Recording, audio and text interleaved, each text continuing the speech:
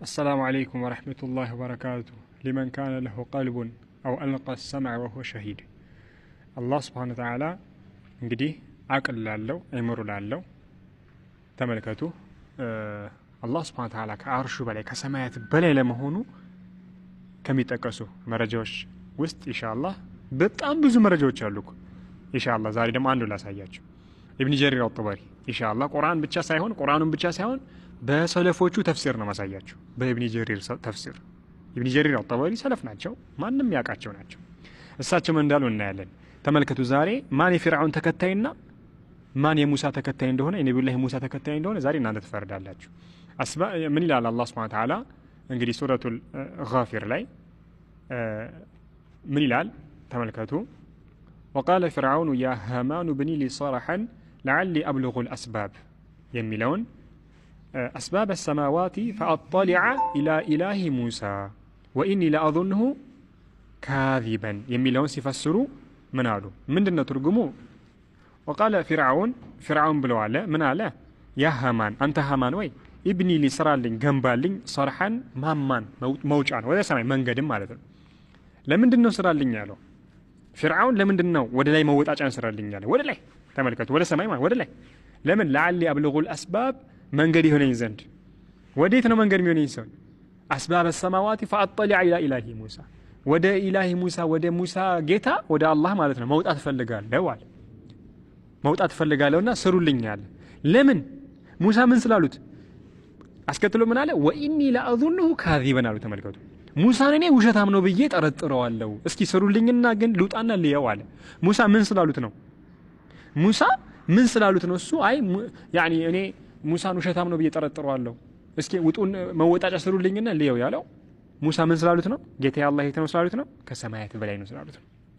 ለምን መጨረሻ ላይ ምን አለ? ወኢኒ ለአዙንሁ ካዚበን። አያችሁ ይሄ የፊርዓውን ሐሳብ አይደለም።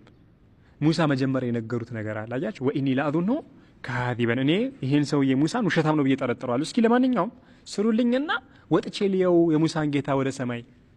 طيب ሙሳ መውጁዱን ቢላ መካን ካሉት ታዲያ ወደ ታች ስሩልኝ ለምን አላለም? ወይ ደግሞ እስኪ ወደ መውጁዱን ቢላ መካን ሞጣበት ስሩልኝ ለምን አላለም? ላ ወዴት ነው ያለው? ወደ ላይ። ለምን ሙሳ የት ነው ያለው ያሉት? ወደ ላይ። ሰለፎቹ ምን አሉ? ይሄን ሲፈስሩ ኢብኑ ጀሪር አልጠበሪ ያው ተፍሲር አልጠበሪ እንደምታዩት ተፍሲር አልጠበሪ ነው። ምን አሉ? ወኢኒ ለአዙንሁ ካዚበን የሚለውን ሲፈስሩ ፊርዓውን ምን አለ? ወኢኒ ለአዙንሁ ካዚበን፣ እኔ ሙሳን ውሸታም ነው ብዬ ጠረጥረዋለሁ የሚለውን ይህንን ነገር ሲፈስሩ ምን አሉ? የቁሉ እንዲህ ማለቱ ነው አላህ ፊርዓውን እንዲህ ማለቱ ነው አሉ። የቁሉ እንዲህ ማለቱ ነው ፊርዓውን ምን ማለቱ ነው? ወኢኒ ለአዙንሁ ሙሳ ካዚበን። አያችሁ ሙሳን እኔ ውሸታም ነው ብዬ፣ አያችሁ ሙሳን አስዋሸ። ሙሳን ውሸታም ነው ብዬ እጠረጥረዋለሁ ማለቱ ነው ፊርዓውን አሉ ኢብኑ ጀሪር ይህን ሲፈስሩ ሰለፍ ናቸው። በምኑ ነው ሙሳን ውሸታም ያለው ፊርዓውን? ፊማ የቁሉ ሙሳ በሚለው ነገር ወየድዒ በሚሞግተው ሚን አነ ለሁ ፊ ሰማይ ረበን አርሰለሁ ኢለይና ሚን አነ ለሁ ለሱ ጌታ እንዳለው ፊ ሰማይ ከሰማያት በላይ ረበን አርሰለሁ ኢለይና ወደኛ ይላከው ከሰማያት በላይ ጌታ አለኝ የሚለውን ምን አረጋውታል? ፊርዓውን አስዋሽቶታል። ይሄው ካዚበን እያስዋሸ ነው፣ ሙሳን እያስዋሸ ነው አሉ። ስለዚህ እናንተ ዛሬ ሙሳን የምታስዋሹ ከሆነ አላህ ከሰማያት በላይ ነው ከአርሽ በላይ ነው እንላለን። እኛ የምታስዋሹ ከሆነ የነ ሙሳን ማቋም የምታስዋሹ ከሆነ ቁርአን ሐዲሱ የምታስዋሹ ከሆነ ፊርዓውን ተከትላችኋል። ይሄው በሰለፎቹ አንደበት በቁርአን በሐዲስ መንገድ አይ ጌታዬ አላህ ከሰማያት በላይ ከአርሽ በላይ ነው ያለ ሰውስ ሙሳንም ገጥሟል።